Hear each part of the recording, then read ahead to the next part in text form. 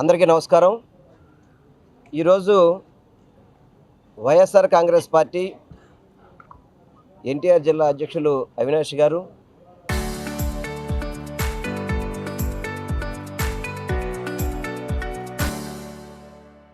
అదేవిధంగా సెంట్రల్ నియోజకవర్గం మల్లాది విష్ణు గారు, మాజీ మేయర్ గారు రాయన భాగ్యలక్ష్మి గారు, మాజీ డిప్యూటీ మేయర్లు దుర్గ గారు, శైలజ గారు, మాజీ కార్పొరేటర్లు అందరూ కూడా రావడం జరిగింది. ఇక్కడికి ముఖ్య ఉద్దేశం ఒకటే, ఈ 2 ఏళ్ళు నగరపాలక సంస్థ పరిపాలన అంతా కూడా పూర్తిగా కూడా అస్తవ్యస్తంగా, ఎక్కడ కూడా అభివృద్ధి అనేది లేకుండా, ₹1 నిధులు ఖర్చు పెట్టకుండా కేవలం ఓన్లీ షో చేయడానికే విజయవాడ నగరపాలక సంస్థ కనబడుతుందని చెప్పి అందరూ కూడా తెలియపరచుకుంటున్నాను. ఎందుకంటే ఇప్పుడే అనేక రిప్రజెంటేషన్ ఇవ్వడం జరిగింది. ఏదైతే జేఎన్ఆర్ మిల్లు కావచ్చు, అటు వాంబే కాలనీ కావచ్చు, ఇటు కబేళ్ళ కావచ్చు, ఇతర ఏదైతే గతంలో నిర్మించిన ఇళ్ళన్నీ కూడా తెలుగుదేశం పార్టీ నాయకులకి కట్టపెట్టే విధంగా చట్టాలని పక్కన పెట్టి, ఏదైతే గత జీవోలన్నింటి కూడా పక్కన పెట్టి వాళ్ళకి ఇళ్ళు ఇవ్వడం అనేది చాలా బాధాకరం.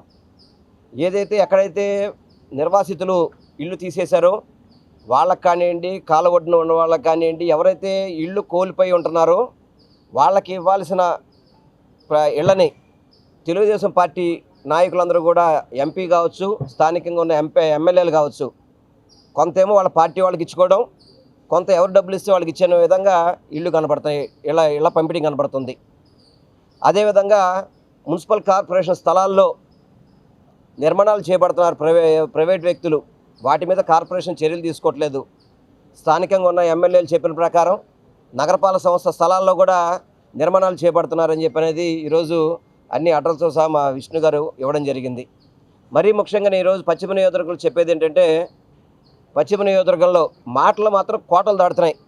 మా ఎమ్మెల్యే గారి అసలు ఎంపీ గారు అనే అతను పశ్చిమ నియోజకవర్గాన్ని పట్టించుకున్న పరిస్థితి కూడా లేదు. ఎప్పుడో మెడికల్ క్యాంపులకో, పెళ్ళిళ్ళకో, తద్దినాలకో, దినాలకు వస్తున్నాడు తప్ప ఎక్కడ కూడా ఎంపీ అనేది కనబడే పరిస్థితి లేదు.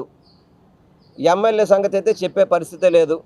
మా ఆఫీసులో మా సెక్రటరీ ఉంటారు, చూసుకోండి అని చెప్పడం. అదేవిధంగా ప్రతి ఒక్కటి కూడా గతంలో మా 5 ఏళ్ల నగరపాలక సంస్థ టైంలో శాంక్షన్ చేసినవి, శంకుస్థాపనలు చేసినవి, అదేవిధంగా వర్కులు ప్రారంభమైన అన్నీ కూడా అలాగే ఆగిపోయిన పరిస్థితి. కనీసం ముందుకు తీసుకెళ్లే పరిస్థితి కూడా లేదు.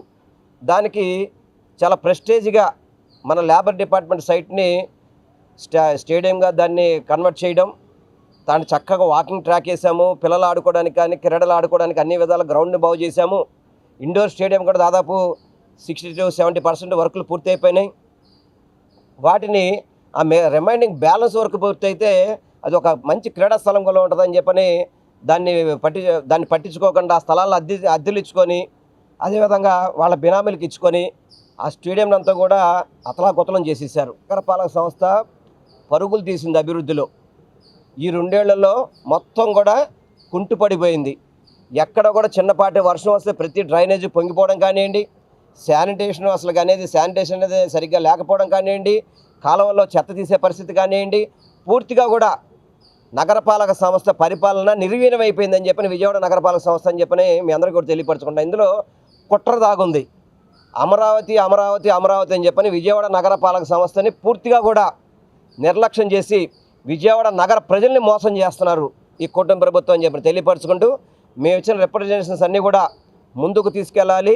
లేని పక్షంలో ఏదైతే నగరపాలక సంస్థ స్థలాల్లో ఇళ్ళు కట్టుకుంటున్నా కానీ, అదే దొడ్డిదారులు ఇళ్ళు పంచి పెడుతున్నా కానీ వాటిని కనుక అరికట్టకపోతే వైఎస్ఆర్ కాంగ్రెస్ పార్టీ తరఫున ఉద్యమం చేస్తానని మీ ద్వారా నేను తెలియపరచుకుంటున్నాను. ఈరోజు ఎన్టీఆర్ జిల్లా వైఎస్ఆర్ కాంగ్రెస్ పార్టీ ఆధ్వర్యంలో విజయవాడ నగరంలో ఏదైతే ఈ కూటమి ప్రభుత్వం అధికారంలోకి వచ్చిన తర్వాత ముఖ్యంగా టౌన్ ప్లానింగ్ అధికారులు కానివ్వండి, కార్పొరేషన్ అధికారులు తెలుగుదేశం పార్టీ నాయకులుగా, కార్యకర్తలుగా మారిపోయి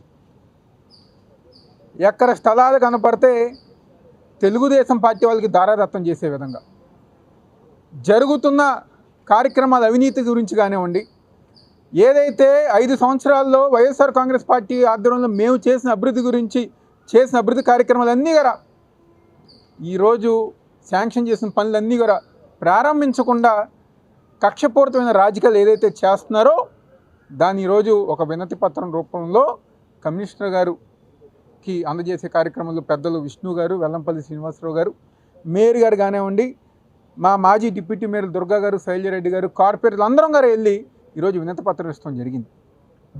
ఈ 2 సంవత్సరాల్లో దాదాపుగా ఒక 8 నెలలు ఈ కూటమి ప్రభుత్వంలో ఉన్న ఎంపీ ఎమ్మెల్యేలకి వైఎస్ఆర్ కాంగ్రెస్ పార్టీ మీద నిందలేస్తాం సరిపోయింది. దాని తర్వాత వాళ్ళ చేతులు అధికారం వచ్చినా ఏమీ గారు చేయలేని పరిస్థితి. ఒక దద్దమ్మల్లాగా అధికారం వచ్చి ప్రజానికం ఓట్లేసి గెలిపిస్తే ఈరోజు విజయవాడ నగరాన్ని మొత్తం గారు పక్కన పెట్టే పరిస్థితి ఈ యొక్క నగరంలో ఏర్పడటం జరిగింది. 5 సంవత్సరాలు తూర్పు నియోజకవర్గంలో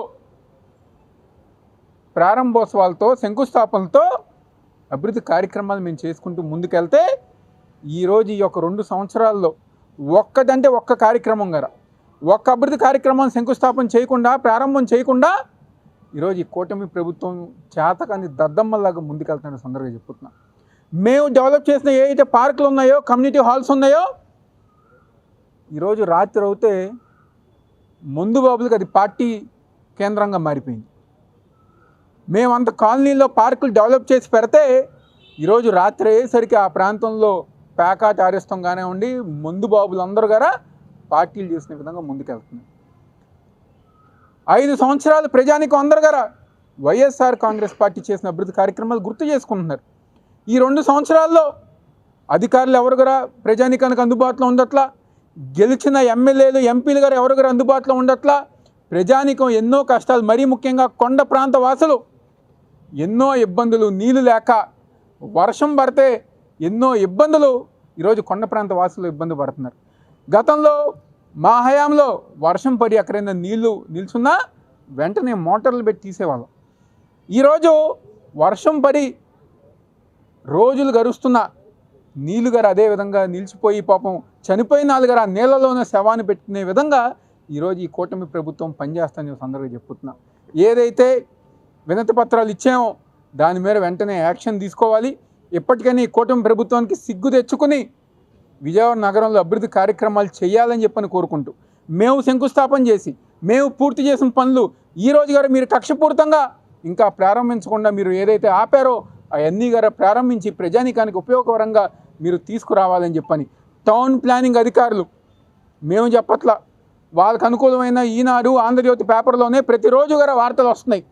కార్పొరేషన్ అధికారులు, ముఖ్యంగా టౌన్ ప్లానింగ్ అధికారులు తెలుగుదేశం పార్టీ నాయకులతో, ఎమ్మెల్యేలతో కలిసి బిల్డింగ్కి 10 లక్షల రూపాయలు, 20 లక్షల రూపాయలు అని చెప్పని ఈరోజు ప్రజానికాన్ని దోచుకునే పనులు ఎవరైనా ఉన్నారంటే ఈరోజు తెలుగుదేశం పార్టీ వాళ్ళు ఉన్నారు.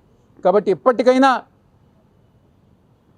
కార్పొరేషన్ కమిషనర్ గారు, అధికారులు అందరూ గారా కళ్ళు తెరిచి ప్రభుత్వం కోసం, ప్రజల కోసం పనిచేయాలని సందర్భంగా చెప్తూ సెలవు తీసుకుంటున్నాం. వర్గాల్లో గత 2 సంవత్సరాలుగా జరుగుతున్నటువంటి ప్రజా వ్యతిరేక నిర్ణయాల్ని, నగరపాలక సంస్థ పట్టించుకుపోయినటువంటి వైనాన్ని ఈరోజు మేమందరం కూడా వెల్లంపల్లి శ్రీను గారు, అవినాష్ గారు, మేయర్ గారు, డిప్యూటీ మేయర్లు, కార్పొరేటర్లు, పెద్దలందరూ కూడా వచ్చి ఒక బృందంగా ప్రజా ఫిర్యాదుల దీంట్లో మేము ఈరోజు కంప్లైంట్ చేసాం. మొట్టమొదటిగా 3-4 ఇష్యూస్ని మేము చాలా సీరియస్గా చెప్తున్నాం. ఎందుకంటే 3000 ఇళ్ళు జేఎన్ఎన్ఆర్ఎంకు సంబంధించి నగరంలో ఇల్లు లేనటువంటి వాళ్ళు చాలామంది ఉన్నారు. విజయవాడ నగరంలో ఇల్లు లేనటువంటి వాళ్ళు, అద్దెలు కట్టుకోలేనటువంటి వాళ్ళు చాలామంది ఉంటే కేంద్ర ప్రభుత్వము ఆ రోజు జగన్మోహన్ రెడ్డి గారు ఆ ఇళ్ళని పూర్తి చేసి సిద్ధమైనటువంటి తరుణంలో ప్రభుత్వం మారితే ఇప్పటికీ జేఎన్ఎన్ఆర్ఎం ఇళ్లలో తెలుగుదేశానికి సంబంధించినటువంటి కార్యకర్తలకి 500 ఇళ్ళని స్థానిక ఎమ్మెల్యేలు, ఎంపీ వాళ్ళకి అలాట్మెంట్ చేయించారు అని చెప్పి ఈ సందర్భంగా చెప్తా ఉన్నాం. అంటే తెలుగుదేశం సంబంధించినటువంటి కార్యకర్తలకే అలాట్మెంటా? పేదవాళ్ళు, నగరంలో ఉండేటటువంటి వాళ్ళు, నగరంలో ఇల్లు లేనటువంటి వాళ్ళ సంగతి పట్టించుకునే పరిస్థితి లేదా? జీవో ఏం చెప్తా ఉంది? నగరంలో ఎక్కడైనా సరే ఎంక్రోచ్మెంట్స్ ఉంటే, నగరంలో ఎక్కడైనా సరే అభివృద్ధికి సంబంధించినటువంటి కార్యక్రమాలు జరుగుతున్నటువంటి సందర్భంలో ఆ ఇళ్ళని అక్కడ వీళ్ళు అడ్డంగా రోడ్లు వేయాలన్నా, వంతెనలు నిర్మించాలన్నా, ఇతర అవసరాల కోసం తీసిన సందర్భంలో వాళ్ళకి ఇల్లు అలాట్ చేయాలి అని చెప్తే తూతూ మంత్రంగా ఒక కమిటీ పెట్టి ఎంఆర్ఓను, టౌన్ ప్లానింగ్ వాళ్ళు వీళ్ళు పెట్టి తెలుగుదేశానికి సంబంధించిన కార్యకర్తలందరినీ కూడా అలాట్మెంట్ కోసం పంపిస్తూ ఉన్నారు. ఇది చాలా దుర్మార్గమైన చర్య. పేద ప్రజలకు అందాల్సినటువంటి, ఆర్థికంగా ఇబ్బందుల్లో ఉన్నటువంటి, అద్దె కట్టుకోలేనటువంటి వాళ్ళకి ఇల్లు ఇవ్వాలి అని అంటే దాన్ని తెలుగుదేశం నాయకులు స్వాహా చేసేస్తూ ఉన్నారు. 500-600 ఇళ్ళకు పైగా అలాట్మెంట్ చేశారు. ఇమ్మీడియట్గా 500-600 ఇళ్ళని రద్దు చేయాలి అని చెప్పిన వైఎస్ఆర్ కాంగ్రెస్ పార్టీ డిమాండ్ చేస్తోంది. పైగా ఆ జైనున్నరం ఇళ్ళకి తెలుగుదేశం రంగులేస్తూ ఉన్నారు. ఇంతకన్నా దౌర్భాగ్యం ఉంటుందా? అధికారులు ఏం చేస్తూ ఉన్నారు? కళ్ళు మూసుకుంటా ఉన్నారు. జేడీ అమృత్ గారు అని కూడా చూస్తే ఇప్పుడే చెప్పాం, మేము పిటిషన్ ఇచ్చాం. దాన్ని ఇమ్మీడియట్గా అవన్నీ కూడా రద్దు చేసి ఒక లాటరీ సిస్టమ్ ద్వారా నగరంలో ఉన్నటువంటి పేదలకి ఆ ఇల్లు పంచాలి అని చెప్పానంట అడుగుతా ఉన్నాం. అంతే తప్ప ఎమ్మెల్యేలు, ఎంపీలు ఇచ్చినటువంటి వారికి ఇల్లు ఇస్తే ఖచ్చితంగా నగరపాలక సంస్థని ముట్టడిస్తాము. పై అధికారులకి, సిడిఎంఏకి, ప్రిన్సిపల్ సెక్రటరీ, ఎంఏయుడికి కూడా కంప్లైంట్ చేయడం జరుగుతుంది అధికారుల మీద అని చెప్పని కూడా చెప్తా ఉన్నాం. దీని మీద ఒక పాలసీ తీసుకోవాలని చెప్పని కోరుతా ఉన్నాం. 10 ప్లాట్లని ఆధారాలతో సహా ఆక్రమించేసి, అది సుప్రీంకోర్టు జడ్జిమెంట్లో ఉన్నాయా, ఒక్కొక్క ప్లాటు 50 లక్షల రూపాయల చొప్పున అమ్మడం జరిగింది. ఎవరైతే అమ్మారో వాళ్ళ మీద క్రిమినల్ చర్యలకి నగరపాలక సంస్థ ఇనిషియేట్ చేయాలి అని చెప్పని కోరుతా ఉన్నాం. ఎందుకంటే నగరపాలక సంస్థకు సంబంధించినటువంటి ప్రాపర్టీని తెలుగుదేశానికి సంబంధించినటువంటి నాయకులు ఇబ్బడి ముబ్బడిగా ఆక్రమించేసి అమ్మేసుకుని డబ్బులు చేసుకుంటా ఉన్నారు. టౌన్ ప్లానింగ్ అలాగే ఎస్టేట్ విభాగం రెండూ కూడా కళ్ళప్పగిచ్చి చూస్తూ ఉన్నాయి. మా ప్రభుత్వ హయాంలో సచివాలయం వ్యవస్థను తీసుకొచ్చి ఆ ప్రాంతంలో ఉన్నటువంటి ప్రజలకి జవాబుదారీతనంగా ఉండి టౌన్ ప్లానింగ్ కానీ, శానిటేషన్ కానీ, అలాగే రెవెన్యూ కానీ, ఇలా సెక్రటరీస్ అందరూ కూడా బాధ్యతగా వ్యవహరించేవారు. ఆ బాధ్యత నుంచి ఈ ప్రభుత్వం తప్పుకుని నగరపాలక సంస్థ ఫ్లాట్లు అన్యాక్రాంతం అయిపోతున్నాయి. కాబట్టి ఖచ్చితంగా దాని మీద యాక్షన్ తీసుకోవాలని చెప్పని కూడా కోరుతాం. స్వాధీనం చేసుకుని 3 ఫ్లాట్లని అక్కడ నగరపాలక సంస్థకు సంబంధించినటువంటి దాంట్లో 3 ఫ్లాట్లని అమ్ముకోవడం జరిగింది దొంగ డాక్యుమెంట్లతో. ఏం చేస్తుంది నగరపాలక సంస్థ ఎస్టేట్ విభాగం? ఏం చేస్తుంది రెవెన్యూ విభాగం? ఏం చేస్తుంది టౌన్ ప్లాన్ విభాగం? వీళ్ళ ముగ్గురు మీద కూడా దీని మీద చర్యలు తీసుకోకపోతే ఖచ్చితంగా పై అధికారులకి, మినిస్టర్కి, ప్రభుత్వానికి ఈ అధికారుల మీద కంప్లైంట్ చేయడం జరుగుతుంది అని చెప్పి ఈ సందర్భంగా చెప్తా ఉన్నాం. అలాగే జర్నలిస్ట్ కాలనీలో నగరపాలక సంస్థకు తెలిసి ఉన్నటువంటి ప్రాపర్టీని దొంగ డాక్యుమెంట్లు పుట్టించి లేఅవుట్, అనాథరేషన్ లేఅవుట్ వేసి ప్రజలకి అమ్మేస్తూ ఉంటే కూడా నగరపాలక సంస్థ కళ్ళు మూసుకుందాం. అసలు ఎక్కడా కూడా ఎఫెక్ట్గా లేదు. తెలుగుదేశం నాయకులు, టౌన్ ప్లానింగ్ వాళ్ళు కానీ, ఎస్టేట్ విభాగం కానీ, లేకపోతే మిగతా విభాగాలన్నీ కూడా ఎమ్మెల్యేల ఇళ్లలో కూర్చుని భజన చేస్తూ ఉన్నాయి. ఖచ్చితంగా విజిలెన్స్కి కానీ, ఏసీబీకి కానీ, లేకపోతే పై అధికారులకు కానీ ఈ ఇష్యూస్లో కనుక సరైనటువంటి చర్యలు తీసుకోకపోతే ఖచ్చితంగా నగరపాలక సంస్థ మీద కంప్లైంట్ చేయడం జరుగుతుంది అని చెప్పి ఈ సందర్భంగా చెప్తా ఉన్నాం. నిర్మాణంలోన రిటైనింగ్ వాళ్ళు కన్స్ట్రక్షన్ జరుగుతునేటప్పుడు అక్కడ అడ్డంగా ఎవరైతే ఇల్లులు ఉన్నాయో వాళ్ళకి తీసి వాళ్ళకి షిఫ్టింగ్ ప్రకారము కౌన్సిల్లో పెట్టి కౌన్సిల్ ఆమోదం పొంది గవర్నమెంట్కి పంపించి గవర్నమెంట్ ఆమోదం కూడా పొందిన తర్వాత వాళ్ళకి ఇల్లు ఎలక్ట్ చేయడం జరిగేది. ఈ రకంగా గత 5 ఏళ్ల కాలంలోన ఇల్లులు ఎలక్ట్ చేశాం. కానీ ఏ రోజు జీవోలను మీరు కానీ, మా ఎమ్మెల్యేలు కానీ, మా కార్పొరేటర్లు కానీ, వాళ్ళ నియోజకవర్గాల్లో ఉన్న, వాళ్ళ డివిజన్లో ఉన్నా కానీ ఏ ఒక్కరు ఏనాడు ఏదైతే మున్సిపల్ కార్పొరేషన్ నిబంధనలు ఉన్నాయో జీవో ప్రకారమే నడుచుకున్నారు. కానీ జీవోని దాటి అడ్డగోలుగా అన్యాయంగా ఏనాడు ఒక్క ఇంటిని కూడా ఇచ్చిన పాపాన లేదు.